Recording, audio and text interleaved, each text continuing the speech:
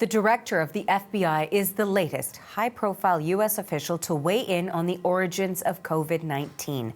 The virus has killed millions of people around the world since 2020, and its origin has been hotly disputed by scientists, investigators, and politicians.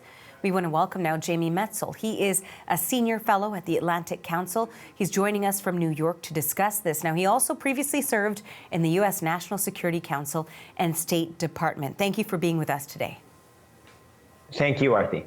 So first, I want to get your reaction to FBI Director Christopher Wray, who's now saying that COVID-19, quote, most likely originated from a lab incident in Wuhan, China. What do you make of that? I think it's very significant. Christopher Wray is a very serious official. The FBI is a serious U.S. federal government agency, as is the Department of Energy.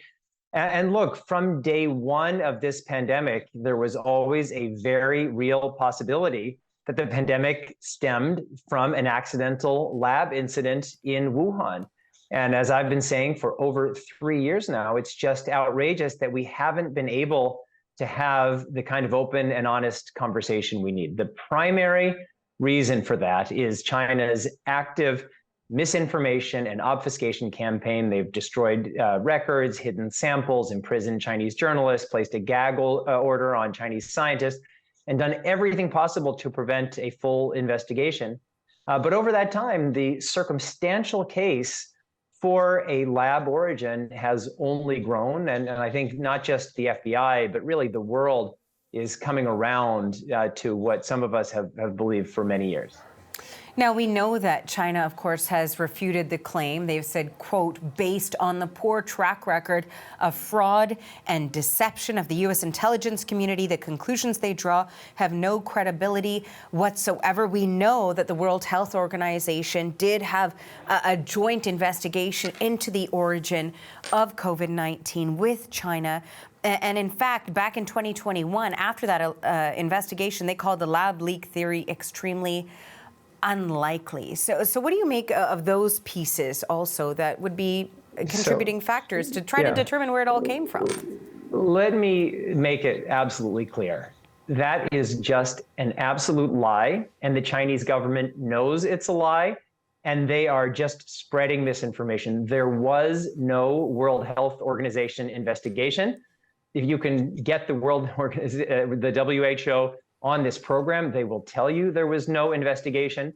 There was a Chinese controlled joint study mission that essentially had a chaperone visit in Wuhan in 2 weeks. They did have a press conference in Wuhan on February 9th of 2021, where those assertions were made. And Dr. Tedros, the Director General of the WHO, immediately said, no, this is wrong. No investigation was held. These are not the findings of the WHO, and the official position of the WHO is that a lab leak is a hypothesis that must be fully investigated. It's not been fully investigated. Dr. Tedros, Director General of the WHO, has called on China to allow a full audit of the Wuhan labs. He's called for China to make raw data available to the international community.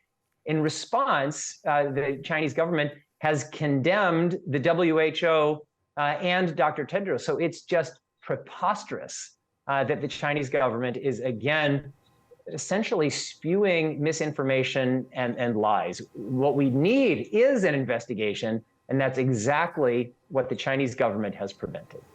And, you know, to your point, of course, very correctly saying that there have been very deep criticisms of what was carried out in conjunction with China. And we did, of course, say, to your point, that all hypotheses remain open and require further study. That was from the World Health Organization. So then the question remains, are we going to get that cooperation? Will we ever have a full answer here? Because we know that there is no consensus with a variety of, for example, U.S. agencies, despite what we're hearing from the FBI.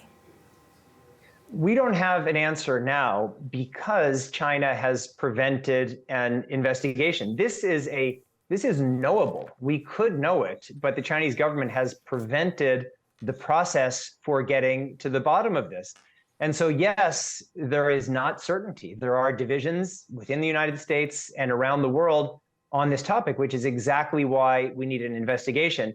But one thing is clear. If we don't push for an investigation, what's the alternative? We just throw up our hands and say, well, probably 20 million people are dead from a totally avoidable pandemic, but because China is trying to get in the way, let's just drop it and let bygones be bygones. No, we have to do everything we can. We have to push for the fullest possible investigation. There are resources outside of China that are accessible, and we can't just say, oh, I guess China is dropping this. I mean, let's just say hypothetically that the United States accidentally launched a nuclear missile and killed 20 million people in some city somewhere else in the world. And then the United States said, well, we're not going to have any investigation. We won't allow this issue to be even considered. Nobody would allow that. We in the United States wouldn't allow that. It is simply outrageous that 20 million people are dead and the Chinese government is preventing the kind of investigation that must be a foundation of building a safe future for everyone. So now, Jamie, of course, the question here mainly comes down to accountability. What has to happen next in order to try to get that? So one thing that I've called for repeatedly for 3 years now is the establishment of the U.S. National COVID-19 Commission. I encourage Canada, the EU, and others to do the same. We need to look at what went wrong. Certainly the origins issue, our other failures and misgivings, and about how we can build a safer future. In addition, we need to work to strengthen global public health infrastructures, which doesn't just mean international health regulations, which we need, but it means that the lesson of this pandemic is we are all only as safe as the most vulnerable among us. So we in the United States and in Canada that have strong public health systems, even though they aren't perfect, we need to recognize that if there are weak public health infrastructures in Africa, in South Asia, and elsewhere, and even frankly in our own communities, that isn't just about those people, it's about us. And if we don't recognize that, we're going to be in great danger. And if we want to have transparency and accountability, which we need, the only way to have transparency and accountability in the future is demanding it now. There is no possible way we can give China a pass on this issue. Lots of unanswered questions remain. Thank you so much for shedding some light on that. That is Jamie Metzl. He is a senior fellow at the Atlantic Council. We reached him today in New York. Thank you.